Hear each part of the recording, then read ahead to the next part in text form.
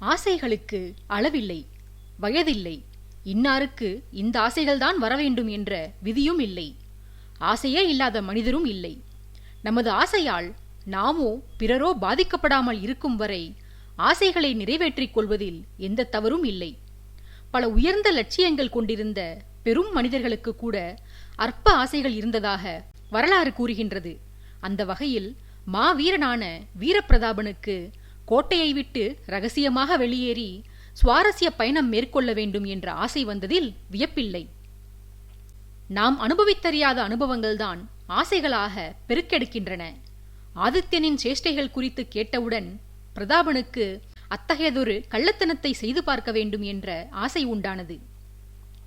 பிரதாபன் சண்டை திறத்தில் ஆதித்யனைப் போல கெட்டிக்காரனாக இருந்தாலும் குறும்புத்தனத்தில் அவனை நெருங்கக்கூட முடியாது. ஏனெனில் பிறப்பாலேயே பிரதாபன் பொறுப்புள்ளவன், முதிர்ச்சியுள்ளவன். குறும்புகள் செய்ய வேண்டிய காலத்தில் பெற்றோரை இழந்து தனிமையில் வாடியவன். என்னதான் அரசர் தீர நரசிங்கவர்மனும் அவரது மனைவியும் பிரதாபனின் மீது பாசத்தை கொட்டி வளர்த்திருந்தாலும் பெற்றோரின் இடத்தை அவர்களால் நிரப்ப முடியவில்லை. பிரதாபன் அவர்கள் மீது அன்புக்கு பதிலாக பக்தியும் மரியாதையுமே அதிகமாக கொண்டிருந்தான். தளபதியான தந்தையின் ஸ்தானத்திற்கு உயர வேண்டும் என்ற விருப்பம் ஒன்றே அவனது ஆழ் மனதில் இருந்து வந்ததனால் மற்ற இன்பங்களை பற்றி எண்ணி பார்க்க கூட முடியவில்லை அவனால். மேனகையாக அடம்பிடித்து அவனை மணந்திருக்காவிட்டால் இத்தனை காலத்திற்கு பிரதாபன் திருமணம் கூட செய்திருக்க மாட்டான். அப்படி பணியை தவிர வேறெதிலுமே நாட்டமில்லாமல் இருந்து வந்தான் தளபதி பிரதாபன். அவனது இயல்புகளை வருணனோடும் ஒப்பிட முடியாது, ஆதித்யனோடும் ஒப்பிட முடியாது. ஆதித்யனுக்கு சிறு வயதிலிருந்து லட்சியங்கள் என்று பெரிதாக எதுவும் இருந்ததில்லை. சக்கரவர்த்தி சோமவர்மரின் ஏகபோக வாரிசான அவனுக்குதான் வசுமித்ராவின் அரியணை சொந்தம் என்று அவன் உட்பட ஒட்டுமொத்த ராஜ்யமே அறிந்திருந்தது. அந்த பொறுப்புக்கு தன்னை மனதளவிலும் உடல் அளவிலும் தயார் செய்து கொண்டானே தவிர அவனுக்கு அது லட்சியமாகவெல்லாம் இருந்திருக்கவில்லை. ஆகையால் தனது விருப்பங்களை புறந்தள்ளிவிட்டு பொறுப்புணர்வோடு இருக்க வேண்டிய சூழ்நிலையும் அவனுக்கு ஏற்படவில்லை. வருணன் விஷயத்திலோ ஆதித்யனுக்கு பக்கபலமாக அவனுக்கு மெய்க்காவல் தளபதியாக இருக்க வேண்டும் என்ற ஒரே லட்சியம்தான் இருந்து வந்தது. அவனது அந்த குறிக்கோளை அடைவதற்காக வருணனும் எந்த சந்தோஷத்தையும் தியாகம் செய்யும் நிலை ஏற்படவில்லை. ஏனெனில் தளபதியான பின்பு என்ன பணியை செய்ய வேண்டுமோ அதைத்தான் அவன் சிறு வயதிலிருந்தே ஆதித்யனுடன் அகலாமல் இருந்து செய்து வந்தான். வருணனை பொறுத்தவரையில் ஒரே கல்லில் இரு மாங்காய்கள். ஆதித்யனையும் பாதுகாக்கலாம், அதே சமயத்தில் அவனுக்கு பிடித்தபடி ஊர் சுற்றியும் திரியலாம். இவ்விதம் வருணன் வாழ்விலும் சுவாரஸ்யங்களுக்கும் சாகசங்களுக்கும் குறை இருந்திருக்கவில்லை. பிரதாபனுக்கோ அவனது இன்பம் எதில் உள்ளது என்று கண்டுபிடிக்கும் சூழ்நிலையில் அவன் இருந்ததில்லை. தளபதியாவதற்கு முன்பு அந்த பதவியை அடைவதே தனது வாழ்நாள் இலக்கு என்று வாழ்ந்து வந்தான் அவன். பதவி கிடைத்த பிறகு லட்சியத்தை அடைந்துவிட்டதாக எண்ணிக்கொண்டான். பிரதாபனின் ஆழ்மனது ஏதேதோ ஆசைகளை தனக்குள் புதைத்து வைத்துக் கொண்டு அதை பிரதாபன் கண்டுபிடிப்பானா, கண்டுபிடித்து அந்த இச்சைகளை நிறைவேற்றுவானா என்று ஏங்கிக் கொண்டிருந்தது. ஆனால் அவனோ தான் பிறந்ததன் நோக்கம் நிறைவேறிவிட்டதாகவும் எஞ்சியிருக்கும் ஒரே ஒரு ஆசை தனது பால்ய நண்பன் பருதிவர்மனை சந்திப்பதுதான் என்றும் சொல்லி தன்னைத்தானே சமாதானம் செய்து கொண்டான். நல்ல மனைவி கிடைத்தாயிற்று, கண்ணுக்கு கண்ணாக இரு பிள்ளைகள் பிறந்தாயிற்று.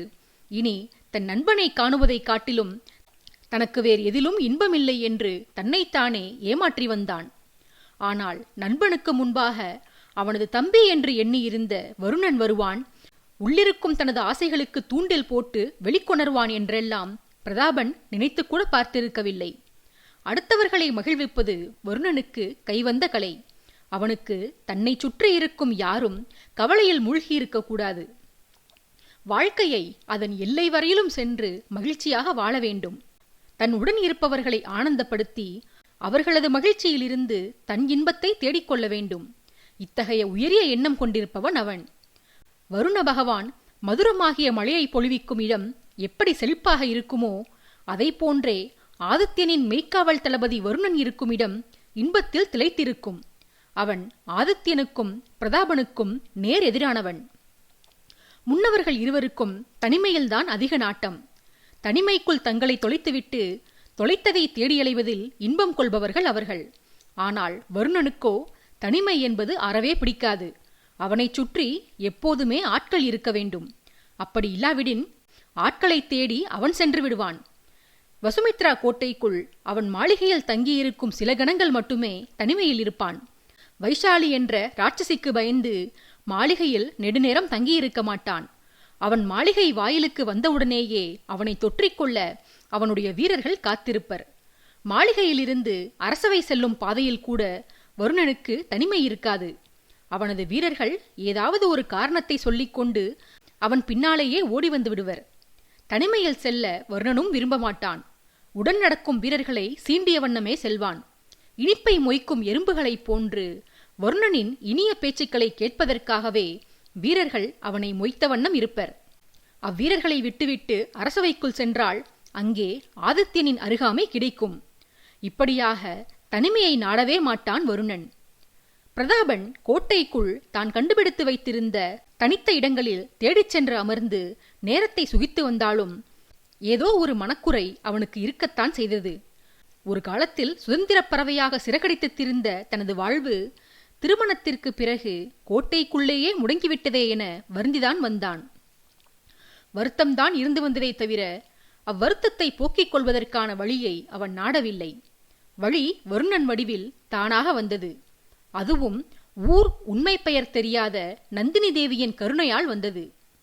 ஆதித்யன் என்ற ஆளுமையால் கண்டறிய முடியாத நண்பன் பிரதாபனை பற்றிய தகவல்களை நந்தினியே சிரமப்பட்டு கண்டுபிடித்து அனுப்பியிருந்தாள். வசுமித்ரா வீரனின் துணையுடன் பிரதாபன் கோட்டையிலிருந்து வெளியேறிய அந்த கணம் அவன் வருணனை விட அறிமுகம் இல்லாத அந்த நந்தினி தேவிக்கே மனதால் நன்றி கூறினான். வாழ்க்கையில் சுவாரஸ்யம் என்றால் என்னவென்று நான் வருணன் மூலம்தானம்மா தெரிந்து கொண்டேன். உனது மடல் கிடைக்கப் பெற்றே அவன் என்னை தேடி இங்கு வந்திருக்கிறான். வந்தவன் நானே கண்டுபிடிக்க முடியாத எனது ஆசையை ஆதித்யனின் கதை மூலமாக எனக்குள் புகட்டி இன்று அரசரை என்னை பயம் கொள்ளாமல் துணிந்து என்னை வெளியேறும்படி செய்திருக்கிறான். அவன் உதவி மட்டும் இல்லை என்றால் நான் எத்தனை ஆண்டுகளானாலும் இப்படி ஒரு துணிவான காரியத்தை செய்திருக்க மாட்டேன். எனக்கே தெரியாமல் என்னை தேடி கண்டுபிடித்து என்னை மடல் மூலமாக வருணனுக்கு அறிமுகம் செய்வித்த உன்னை வாழ்நாள் முழுவதும் மறக்க மாட்டேன் அம்மா. உனக்கு நான் பெரும் கடன் பட்டிருக்கிறேன். உன்னை சந்திக்கப் போகும் நாளை எதிர்பார்த்து காத்திருக்கிறேன் நந்தினி என்று பத்ரா தேசத்தின் ராணிக்கு மனதிற்குள்ளேயே நன்றி கூறி கோட்டையை விட்டு நெடுந்தூரம் நடந்து சென்றான் பிரதாபன். அங்கே கோட்டைக்குள் வருணன் கட்டை அவிழ்க்க முடியாமல் வீரர்கள் திணறிக் கொண்டிருக்க வருணனோ நேரே குதிரை லாயத்திற்கு சென்று தனது குதிரையில் ஏறி புறப்பட்டு வந்து வழியில் தான் கண்ட வீரர்களிடம், வீரர்களே, நான் நகரை சுற்றி பார்க்கச் செல்கிறேன். நான் திரும்ப நெடுநாளிகையாகும். உங்களுக்கு நிறைய நேரம் இருக்கிறது. பொறுமையாக முடிச்சை அவிழுங்கள். எவ்வளவு முயன்றாலும் என் கட்டை அவிழ்க்க உங்களால் முடியாது. உணவுண்ண இயற்கை உபாதைகளுக்கு செல்ல வேண்டுமானால் கயிற்றை அறுத்துவிட்டு சென்று வாருங்கள். நான் திரும்பி வரும்போது யாருடைய கயிறு அறுபடாமல் அவிழ்க்கப்பட்டிருக்கிறதோ அவர்களுக்கே நான் பொன்முடிப்பை வழங்குவேன் என்று அறிவித்தவன் பின்பு பிரதாபனின் அறையை பார்த்துவிட்டு மறுபடியும் வீரர்களை நோக்கி, தளபதி முக்கிய பணியில் ஈடுபட்டிருக்கிறார். அவரை தொந்தரவு செய்ய அருகில் சென்று விடாதீர்கள். பிறகு உங்கள் கட்டுக்களை அவிழ்க்க தேவை இருக்காது. ஏனெனில் தளபதி கோபத்தில் உங்கள் கையையே வெட்டி எறிந்து விடுவார். அவர் அறையை விட்டு வெளியே வந்தால் நான் கோட்டையை விட்டு உலா சென்று வருகிறேன் என்று அவரிடம் கூறிவிடுங்கள் என்று சொல்லி வந்தவன் மற்றும் ஒரு முறை அவராக வெளியே வந்தாள் என்று அழுத்தம் திருத்தமாக சொல்லிவிட்டு குதிரையில் பறந்தான். கட்டுக்களையே கவனித்துக் கொண்டிருந்த வீரர்கள் வருணனின் பேச்சை பெரிதாக சட்டை செய்யவில்லை. அவர்கள் முடிச்சை அவிழ்ப்பதிலேயே கவனம் செலுத்த வருணன் வெற்றி பெற்ற நிம்மதியுடன் கோட்டையை தாண்டிச் சென்றான். அங்கே வழியில் பிரதாபன் தன் வீரனுடன் நடந்து சென்று கொண்டிருப்பதைக் கண்டவுடன் பிரதாபனையும் தன் குதிரையில் ஏற்றிக்கொண்டு தன் மற்றொரு வீரனை காத்திருக்கச் சொன்ன நீர்நிலையை சென்றடைந்தான். அங்கே சென்றவுடன் அவ்வீரனின் குதிரையை பிரதாபனை செலுத்தச் சொல்லிவிட்டு தாங்கள் திரும்பும் வரை அந்த பகுதியிலேயே சுற்றித் திரியும்படி தன் வீரனுக்கு உத்தரவிட்டு குதிரையை கிளப்பிக் கொண்டு சென்றான். செல்லும் வழியில், அண்ணா, தங்களை வெளியே அழைத்து வந்துவிட்டேன். ஆனால் எங்கே செல்வது என்றுதான் விளங்கவில்லை. தங்கள் நாட்டை பற்றி நான் ஏதும் அறியேன் அண்ணா. ஏதாவது ஒரு தனித்த பிரதேசத்திற்கு தாங்களே வழிகாட்டுங்களேன். அது காடாக இருந்தாலும் சரி, ஆறு குளமாக இருந்தாலும் சரி என்று கேட்டுக்கொண்டான். பிரதாபன் சரி என்று மகிழ்ச்சியுடன் தலையசைத்து, உன் அரசன் கானகத்திற்கு தானே செல்வான். அங்கு போய் என்ன செய்வானவன்? காட்டில் விலங்குகள் இருக்குமே. மிருகங்களுக்கு அஞ்சி எச்சரிக்கையாக இருப்பானா அல்லது காட்டை ரசிப்பானா என்று ஆச்சரியமாக கேட்டான். வருணன் சலிப்பாக சிரித்துவிட்டு, நீங்கள் வேறு அண்ணா. எச்சரிக்கை என்ற வார்த்தைக்கு என்ன பொருள் என்றே எம் அரசர் அறிய மாட்டார். அவர் மட்டும் எச்சரிக்கையாக இருந்திருந்தால் ஒவ்வொரு நொடியும் எனக்கு ஏன் நெஞ்சுவலி வந்திருக்க போகிறது? அவருக்கு செவித்திரம் அதிகம். அத்துடன் அவர் அஷ்டாவதானி. ஒரே நேரத்தில் பல செயல்களை செய்வார். அவர் கண்களை மூடிக்கொண்டு கானகத்தை ரசிப்பார். அதே நேரத்தில் காதை கூர்மையாக்கிக் கொண்டு சருகுகளின் ஓசைகளையும் கேட்பார். கண்களை திறக்காமலேயே சருகுகளில் கால் வைத்தது மனிதர்கள்தானா அல்லது விலங்கினங்களா? விலங்கினமாக இருந்தால் அது என்ன வகையான விலங்கினம் என்பதையெல்லாம் துல்லியமாக தெரிந்து கொள்வார். காட்டிற்குள் நுழைந்தாலே அவர் சாதாரண மனிதனாக இருக்க மாட்டார். மூச்சை இழுத்து விடுவார். பரவச நிலைக்கு சென்று விடுவார். இதழை விரித்து சிரிப்பார். எதற்கு சிரிக்கிறார், ஏன் சிரிக்கிறார் என்றுதான் தெரியாது. வித்தியாசமான மனிதர் அவர் என்று அலுப்பாக சொல்லி வந்தான். பிரதாபன் அவனிடம், நான் கூட பல சமயங்களில் அப்படித்தானடா. மரத்தின் மீது அமர்ந்து கொண்டு என்னையே நினைத்து சிரிப்பேன். எத்தகைய வீரன் நான்! என்னை கண்டால் எதிரிகள் அஞ்சி நடுங்குகிறார்கள். நான் ஏன் ஒரு சிறு பெண்ணுக்கு அஞ்சி அவள் ஆணைகளை தட்டாமல் செய்து வருகிறேன் என நானே என்னை கேட்டுக்கொள்வேன். இளவரசியின் வார்த்தைகளை மீறினால் அதிகபட்சம் சிறை தண்டனை கிடைக்குமா? கிடைத்துவிட்டு போகட்டும். நாம் கொடுக்காத தண்டனைகளா என்று அச்சமயங்களில் எனக்கு நானே தைரியம் சொல்லிக்கொண்டு அரண்மனைக்கு செல்வேன். ஆனால் அங்கு சென்று என் மனைவியின் முகத்தை பார்த்த பின்பு என் தைரியம் சென்ற தடம் தெரியாமல் காணாமல் போகும். எனக்கு எந்த தீய பழக்கங்களும் இல்லை என்பதை நன்கு உணர்ந்திருந்தும் அவள் என்னிடம் குறுக்கு விசாரணைகள் செய்வாள். அவளது விசாரணைகள் பதில் யோசிப்பதற்கு அவகாசம் இல்லாமல் தொடர்ச்சியாக காண்டிபத்திலிருந்து புறப்பட்ட அம்பு மழையைப் போல இருக்கும். பதிலை கூற தாமதித்தால் நீங்கள் ஏதோ தவறளித்து விட்டு வந்திருக்கிறீர்கள், என்ன பொய் சொல்லி சமாளிக்கலாம் என்று யோசிக்கிறீர்கள் என சொல்லி என்னையே அதிர்ச்சிக்குள்ளாக்கி விடுவாளடா. அதலால் ஒவ்வொரு கணமும் பணி முடிந்து செல்லும் போதும், தனிமையில் எங்காவது மறைந்திருந்து விட்டு மாளிகைக்கு செல்லும் போதும் அவள் என்னென்ன கேள்விகள் கேட்பாள் என்று யூகித்து அதற்கான பதில்களை மனப்பாடம் செய்தபடியேதான் செல்வேன். ஆனால் அவளோ திறமையாக கேள்விகளை மாற்றிவிடுவாள். பிறகென்ன, முகத்தை தூக்கி வைத்துக் கொண்டு பிள்ளைகளை அழைத்து வருகிறேன் என சொல்லி தாயின் மாளிகைக்கு செல்வாள். அங்கே அரசர் இருந்தால் கோணலாக வைத்துக் கொண்ட வதனத்தை சிரமப்பட்டு மேலும் கோணலாக்கிக் கொள்வாள். மகளின் முகம் வாடினால் தந்தைக்கு பொறுக்காது. அவர் பொங்கி எழுந்து அவர் பங்குக்கு என்னை வசைப்பாடுவார். மகாராணி எனக்காக பரிந்து பேசுவார். ஆனால் அவர் வார்த்தைகளுக்கும் அங்கு மதிப்பு இருக்காது. பிறகு என்னிடம் வந்து, என்னை மன்னித்துவிடு பிரதாபா, நீயாக சென்று துர்க்கையம்மனிடம் தலையை கொடுத்திருப்பாய். ஒரு முறையோடு உன் தலை கொய்யப்பட்டிருக்கும். நான் தான் உன்னிடம் என் மகளுக்காக மன்றாடி அவளை உனக்கு மனம் செய்வித்தேன். இப்போது அனுதினமும் தலையை கொய்து கொடுப்பது போல உள்ளது உன் நிலை என்று வருந்துவார். வருந்துவதைத் தவிர அவரால் என்ன செய்ய முடியும்? ஆண்மகன் என்னாலேயே இவர்களை சமாளிக்க முடியவில்லை. பெண்மணி அவர் என்ன செய்வார் பாவம்? ஆகையால் நான் வீட்டிற்குள் மாமனாருக்கும் மனைவிக்கும் அஞ்சி நடுங்கும் பூனையாகவும் வெளியே புலியாகவும் மாறி நடிக்க கற்றுக்கொண்டேன் என்று சிரிப்பும் வருத்தமுமாக சொல்லி வந்தான் பிரதாபன். வருணன் தளபதியின் தோளை தட்டி கொடுத்து பலமாக சிரித்துவிட்டு, நம்மை போல மனைவிக்கு அஞ்சும் ஆண்கள் எல்லாம் நமது பலவீனம் வெளியில் தெரியாமல் இருக்க இது போன்ற நாடகங்களை நடித்துதான் வரவேண்டும். இல்லையெனில் நாம் வீரமாக எதிரியுடன் வாழ்வீசும் போது கூட நம்மவர்களுக்கே நம்மை கண்டு சிரிப்பு வந்துவிடும் அண்ணா. போர்க்களத்தில் 1000 ஆயுதங்கள் ஏற்படுத்தும் ஓசைகள் கூட என்னை பாதிப்பதில்லை. ஆனால் என் மனைவி ஒருத்தியின் கூச்சல் என் காதுகளை செவிடாக்கிவிடும். அந்த சமயங்களில் எல்லாம் நல்ல வேளையாக நம் அரசரைப் போல நமக்கு செவித்திரம் அதிகமில்லையே என நான் ஆறுதல் அடைந்து கொள்வேன். மனைவிக்கு பயப்படுவதில் அரசன் தளபதி என்றெல்லாம் வேறுபாடு கிடையாது அண்ணா. கணவனாக இருந்தால் அவன் எப்பேற்பட்ட பலவானாக இருந்தாலும் மனைவிக்கு பயந்துதான் ஆக வேண்டும். நீங்களாவது மனைவிக்கு தெரியாமல் ரகசியமாக வெளியே செல்லத்தான் அஞ்சுகிறீர்கள். எம் அரசரோ மனைவிகளுக்கு அஞ்சி மாறுவேடம் பூண்டு கோட்டையை விட்டே ஓடிச் செல்வார். மொத்த நாடுமே அவருக்கு சொந்தமானது. ஆனால் தான் வசிக்கும் மாளிகையில் நிம்மதியாக ஓய்வெடுக்க கூட முடியாது அவரால். உங்களுக்கு ஒரே மனைவியின் கொடுமைதான்.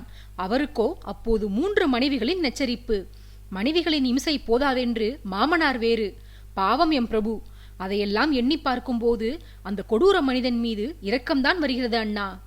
மனைவிகளுக்கு பயந்து காட்டில் உள்ள மிருகங்களே மேல் என எண்ணி அடிக்கடி அவர் கானகப் பயணம் சென்று விடுவார். மனைவிகளின் சண்டைகளை விட மிருகங்களின் கர்ஜனை அவருக்கு மிகவும் பிடிக்கும் என்று அரசனை வர்ணித்து வந்தான் வருணன். பிரதாபன் வியப்பிற்கான புன்னகையை வெளிப்படுத்தி, உன் அரசனுக்கு இத்தகைய விசித்திர ரசனை எப்படியடா பிறந்தது? அரசர்களுக்கு காட்டிற்கு செல்ல பிடிக்கும் தான். ஆனால் பொதுவாக காட்டை ரசிக்கவெல்லாம் செல்ல மாட்டார்கள், வேட்டையாடத்தான் செல்வார்கள். உங்கள் நாட்டில் நறுமணமே இல்லை என இவன் மட்டும் காட்டின் வாசனையை முகரச் சென்று விடுகிறானா என்ன? இந்த ஆசை நகரத்தில் பிறந்து வளர்ந்த இவனுக்கு எப்படி தானாக வந்திருக்கும்? இருக்கவே இருக்காது. யாரோ ஒருவர் ஆதித்யனுக்குள் அந்த ஆசையை விதைத்திருக்க வேண்டும் என்று தீர்க்கமாக சொன்னான் பிரதாபன். அடுத்த கணம், சரியாக சொன்னீர்கள் அண்ணா. அரசருக்குள் அந்த இச்சையை விதைத்தவர் அமுதவாணி என்ற பெண்ணரசிதான். இதுவரையில் இந்த கதையை நான் எவருடனும் பகிர்ந்து கொண்டதில்லை அண்ணா. ஏன், என் அன்னையிடமும் என் காதலி வாகினியிடமும் கூட நான் பகிர்ந்து கொண்டதில்லை. எவரிடமும் இந்த கதையை வெளிப்படுத்தக்கூடாதென்பது எம் முன்னாள் அரசர் சோமவர்மரின் உத்தரவு. பிரபு ஆதித்யவர்மருக்கு அப்போது 12 வயது இருக்கும் என்று ஆரம்பித்து அந்த பழைய கதையை வருணன் பிரதாபனிடம் சொல்லத் துவங்கினான். என்ன ஆச்சரியம்! வருணன் இந்த கதையை சொல்லத் துவங்கிய அதே நேரம் அங்கு பார்க்கவ நாட்டை நெருங்கியிருந்த ஆதித்யன் அவனுக்கருகில் ஒய்யாரமாக குதிரை செலுத்திச் சென்ற ஸ்வர்ணிகாவிடம் இதே தனது கதையை சொல்ல ஆரம்பித்திருந்தான். ஸ்வர்ணிகா தன் கணவனிடம், மாமா, நீங்கள் நீல ஆத்தையின் கதையை சொன்னபோது ஏற்கனவே அவரை சந்தித்திருக்கிறீர்கள் என்று சொன்னீர்களே, எங்கு சந்தித்தீர்கள்? தங்களை 3 வயது வரை வளர்த்தவர் அவர்தானே, ஏன் அவரை உங்களுக்கு நினைவில்லை என்று கேட்டாள். ஆதித்யவர்மன் மனைவியிடம், 3வது வயதில் நான் கண்டிருந்த பெண்மணியின் முகம் எப்படி அம்மா எனக்கு ஞாபகம் இருக்கும்? எனக்கு பிரபாவதி அன்னையை தவிர 2 வேறு அன்னைகள் இருந்தனர் என்று நினைவில் இருந்தது. ஆனால் அவர்களது முகங்கள் எனக்கு நினைவில் இல்லை. அதனால்தான் 9 வருடங்கள் கழித்து என் தந்தை நீல அன்னையை சந்திக்க என்னை அழைத்துச் சென்ற போது என்னால் அவரை அடையாளம் காண முடியவில்லை என்று பதிலளித்தான். ஸ்வர்ணிகா தனக்கே உரித்தான கொஞ்சம் குரலில், மாமா, தயவு செய்து எனக்கு அந்த கதையை கூறுங்களேன். என் அக்காவிற்கு எத்தனை கதை சொல்லியிருக்கிறீர்கள் தாங்கள். நானும் பாவம்தானே, எனக்கும் சொல்லுங்கள் மாமா என்று கெஞ்சி கொஞ்சினாள். ஆதித்யன் விரக்தியோடு தலையை அசைத்துவிட்டு, இந்த பெண்களை திருப்தியடைய செய்ய இறைவனாலும் முடியாது. அதுவும் 2 மனைவியர் உள்ள ஆண்களின் நிலையை பற்றி கேட்கவே வேண்டாம். ஆனானப்பட்ட கிருஷ்ண பகவானே பாரிஜாத மரத்தினால் தன் 2 மனைவியரையும் திருப்திப்படுத்த முடியாமல் மாட்டிக்கொண்டு சங்கடப்பட்டார். நான் ஒரு அற்ப மானிடன், என் நிலைமையை கேட்கவா வேண்டும்? உனக்கு தானே ஸ்வர்ணிகா இத்தனை நேரமும் என் மாமா சொன்ன கதையை சொல்லி வந்தேன். பிறகு உன் அக்காவிற்கு மட்டும் கதை சொல்கிறேன் என்று வருத்தம் கொள்கிறாய். நீ ஸ்வர்ணிகாவாகவே இரு அம்மா, இளவரசி பாரிஜாதகாவாக மாறிவிடாதே, அது நல்லதல்ல என்று சிரித்துக்கொண்டே எச்சரித்தான் ஆதித்யன். ஸ்வர்ணிகா கோபம் கொண்டவளாய், நான் ஏன் மாமா பாரிஜாதகாவாக மாற வேண்டும்? அவள் வானத்து ஆதித்யன் மீது ஆசைப்பட்டு அவர் தன்னை ஏற்க மறுக்கவே நெருப்பில் விழுந்து தன் உயிரை மாய்த்து கொண்டாள். அத்துடன் விட்டாளா அவள்? அடுத்த பிறவியில் பாரிஜாத மரமாக பிறந்து தன்னை ஏற்க மறுத்த ஆதித்யனை காணமாட்டேன் என்று சபதம் மேற்கொண்டு இரவில் மட்டுமே பூத்து குலுங்குகிறாள். என் நிலை அப்படியல்லவே. என்னை ஏற்க மறுத்த என் மாமன் ஆதித்யனை நான் வலுக்கட்டாயமாக மாலையிட்டு மணந்து கொண்டு விட்டேனே. நான் ஏன் உயிரற்ற மரமாக இருந்து காலத்தை கழிக்க வேண்டும்? வாழ்நாள் முழுதும் என் மாமன் ஆதித்யனின் அருகில் இருந்து இன்பம் அனுபவிப்பேன் என்று கழுத்தை உயர்த்தி கொண்டு கர்வமாக சொன்னாள். ஆதித்யன் மனம் மகிழ்ந்தவனாய், அதுவே எனது விருப்பம் அம்மா. நீ ஆயுள் முழுதும் செழிப்பாக இருக்க வேண்டும். என் தந்தையின் 2 மனைவிகளுக்கு ஏற்பட்ட நிலை என் முதல் 3 மனைவிகளுக்கு ஏற்பட்ட நிலை உனக்கு ஏற்பட்டுவிடக்கூடாது. உன் தமக்கையைப் போலவே உன்னிடத்திலும் அன்பு செலுத்தி அவளுக்கு இணையாக உன்னையும் நான் நடத்தி வருவேன் ஸ்வர்ணிகா. உனக்கு ஒரு உண்மையை கூறுகிறேன் அம்மா. சமீப காலமாக உன்னை பார்க்கும் போதெல்லாம் நான் அவ்வாறுதான் உணர்கிறேன். ஒருவேளை அன்றைக்கு அந்த சுயம்வரத்தில் நீ எவரையேனும் மணந்திருந்தாயானால் காலப்போக்கில் உன் கணவன் மீது நீ செலுத்தி வரும் அன்பையும் உன் மதிநுட்பத்தால் நீ அவனுக்கு வழங்கி வரும் ஆலோசனைகளை பார்த்தும் எனக்கு அவன் மீது பொறாமை ஏற்பட்டிருக்கும். இந்த அழகி நம்மை காதலிக்கிறேன் என்று கூறியும் நாம் இவளை மறுத்துவிட்டோமே என்று நான் வருந்தி இருப்பேன். நல்ல வேளையாக எனக்கு அந்த வருத்தத்தை நீ கொடுக்கவில்லை அம்மா என்று நிம்மதி கொண்டவன் போல சொன்னான். பக்கவாட்டில் குதிரையில் சென்றவள் தன் குதிரையை ஆதித்யனது குபேரனுக்கு அருகில் கொண்டு வந்து தன் தோளால் கணவனின் தோளை இடித்தாள். அந்த தாக்குதலை எதிர்பார்க்காத அரசனும் அவனது குதிரையும் ஒரு கணம் திடுக்கிட்டனர். பின்பு அரசன் சுதாரித்துக் கொண்டு ஸ்வர்ணிகா இடித்த இடம் வலிப்பது போலவும் அந்த வலியால் தான் துடிப்பது போலவும் பாவனை செய்து, என்ன பெண்ணம்மா நீ இப்படி முரட்டுத்தனமாக நடந்து கொள்கிறாய்? குடும்ப வன்முறை மனைவிகளிடத்தில் மட்டுமல்ல, கணவனிடத்திலும் செய்யக்கூடாதுதான். நாங்கள் மட்டும் பாவப்பட்ட ஜென்மங்களா என்ன என்று சொல்லி தன் தோளை தடவிக் கொண்டிருந்தான். ஸ்வர்ணிகா கணவனை முறைத்துவிட்டு, மாமா, உங்களுக்கு ஆதித்யன் என்று பெயர் வைத்ததற்கு பதிலாக பொய்யன் என்று வைத்திருக்கலாம். வாயை திறந்தாலே பொய்தான் வேகமாக வருகிறது. முதலில் நான் வேறு யாரையாவது மணந்திருந்தால் அவர் மீது தங்களுக்கு பொறாமை வந்திருக்கும் என்று பொய் கூறினீர்கள். இப்போது மலர் போன்ற தேகம் கொண்ட நான் இடித்தது வலிக்கிறது என்று பொய்யுரைக்கிறீர்கள். மதுவிற்கு அடிமையானவன் கூட போதை மயக்கத்தில் உண்மை பேசுவானாம். தங்களுக்கு அந்த பழக்கம் வேறு இல்லை. ஆதலால் நாள் முழுவதும் பொய்யை மட்டும்தான் பேசுகிறீர்கள். என் மீது அத்தனை அன்பு கொண்டவராக இருந்தால் ஏன் என் அரைப்பக்கமே தாங்கள் வருவதில்லையாம்? என் அக்காவுடன் பேசும்போது தங்கள் அறையிலோ அல்லது அவளது அறையிலோ சென்று அளவலாவுகிறீர்கள். என்னிடம் மட்டும் நந்தவனம், மாளிகை கூடம், அரசவை அல்லது இப்படி ஊர்வலத்தில் என பொதுவெளியில் மட்டும்தான் பேசுகிறீர்கள். நீங்கள் என்னை காதலிக்கிறீர்கள் என்று நான் நம்ப வேண்டுமா என்ன? உங்கள் பசப்பு வார்த்தைகளுக்கு மயங்குபவள் நான் அல்ல மாமா என்று மிடுக்காகச் சொல்லி தன் குதிரையை செலுத்தினாள். வெளியில் பார்ப்பதற்கு அவள் விளையாட்டுத்தனமாக இந்த விஷயங்களை கூறியதைப் போல இருந்தாலும் உண்மையில் மனதிற்குள் கணவன் தன்னை விலக்கி வைத்திருக்கிறான் என்ற வருத்தம் அவளுக்கு இருக்கத்தான் செய்தது. அந்த வருத்தம் அவளது கண்களில் நீர்த்திவளைகளாக உருவெடுத்தது. இடப்புறமாக சென்று கொண்டிருந்த கணவன் தன் கண்ணீரை கண்டுவிடக்கூடாது என வலப்புறமாக தலையை திருப்பிக் கொண்டு இயல்பாக காற்றில் முகத்தில் படர்ந்த முடியை சீர் செய்து கொள்வது போல கண்களில் தேங்கியிருந்த கண்ணீரை துடைத்துக் கொண்டாள். என்னதான் மறுபுறம் முகத்தை திருப்பி இருந்தாலும் ஆதித்யனின் கழுகு பார்வையிலிருந்து தான் தப்ப முடியாது என்று உணர்ந்த ஸ்வர்ணிகா தனது சோகம் கணவனை வருத்துவிடக்கூடாது என தன் குதிரையை சிறிது முன்னால் செலுத்தி அங்கு சென்று கொண்டிருந்த புது மெய்க்காவல் தளபதி ராகவனுக்கு அருகில் போனாள். சூழ்நிலையையும் தன் மனதையும் திசை மாற்ற வேண்டும் என்ற எண்ணத்தில் சம்பந்தமில்லாமல் அவனிடம் ஏதேதோ பிதற்றினாள்.